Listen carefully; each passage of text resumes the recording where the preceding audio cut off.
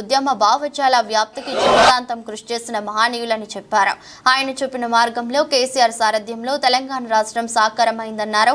తెలంగాణ ఉద్యమ చరిత్రలో జయశంకర్ సార్ది ప్రత్యేక స్థానమని వెల్లడించారు. ఇక జయశంకర్ జయంతిని హైదరాబాద్ తెలంగాణ భవన్ లో ఘనంగా నిర్వహించారు.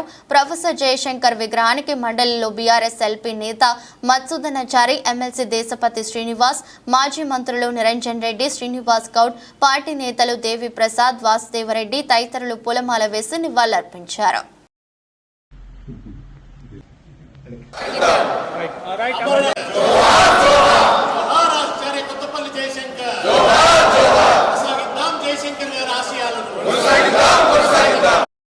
ఉంటూ జీవితమంతా తెలంగాణ కోసం పరితపించిన మహానుభావులు పెద్దలు ప్రొఫెసర్ జయశంకర్ గారి జయంతి సందర్భంగా ఈరోజు ఏ ఢిల్లీలోనైతే వారు నిర్విరామంగా ఎన్నో గంటలు, వందల గంటలు కేసీఆర్ గారితో కలిపి ఇక్కడ ఉన్న పార్టీలను ఒప్పించడానికి కష్టపడ్డారు.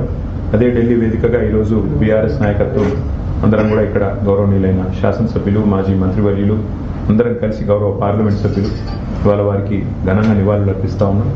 ఏ తెలంగాణ కోసం అయితే జయశంకర్ సార్ జీవితం అంతా కష్టపడ్డారో ఇవాళ ఆ తెలంగాణ సాధించుకొని సవ్యమైన దిశలో 10 ఏళ్ల పాటు నడిచింది. భవిష్యత్తులో కూడా ఇప్పుడున్న పాలకులు ప్రొఫెసర్ జయశంకర్ గారు కలలు కన్న తెలంగాణ సాధించే దిశగా మరిన్ని వారి ఆశయాలు నెరవేర్చే దిశగా కృషి చేయాలని కోరుతూ మరి పెద్దలు జయశంకర్ గారికి మా నాయకులు కేసీఆర్ గారు ఘనమైన నివాళులు అర్పించారు.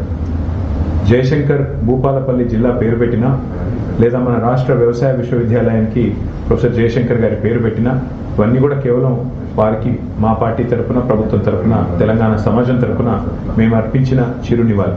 వారు ఎక్కడ ఉన్నా వారి ఆత్మ శాంతించాలని, వారు పూర్తి స్థాయిలో వారి ఆశీస్సులు ఎల్లవేళలా మాకు ఉండాలని మనస్ఫూర్తిగా కోరుకుంటూ ఈ జయంతి సందర్భంగా వారికి మా అందరి తరఫున ఘనమైన నివాళులు అర్పిస్తాం. జయశంకర్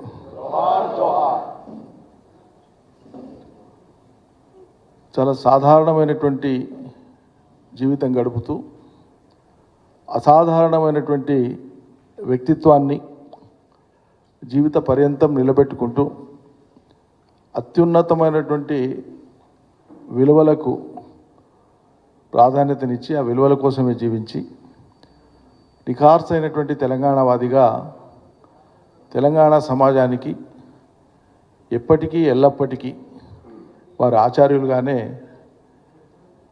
ముద్ర వేసుకొని మన నుంచి భౌతికంగా దూరమైనారు. వారి అనుభవంతో కానీ వారి వయసుతో కానీ పోల్చుకున్నప్పుడు చిన్నవాళ్ళం. అదేవిధంగా తెలంగాణ ఉద్యమం అనేటువంటి ఈ మహాప్రస్థానం ఎంతెంతో మందిని ఒక చోటికి చేర్చింది. ఈ భావసారూప్యత కలిగినటువంటి వ్యక్తుల్ని, శక్తుల్ని, సంస్థల్ని ఏకం చేయడంలో జయశంకర్ గారి నిస్వార్థమైనటువంటి సేవ లేదా ఆలోచన అమోఘమైనటువంటిది. ఆయన పరితపించినటువంటి తీరు చాలా గొప్పది. వైఎస్ జగన్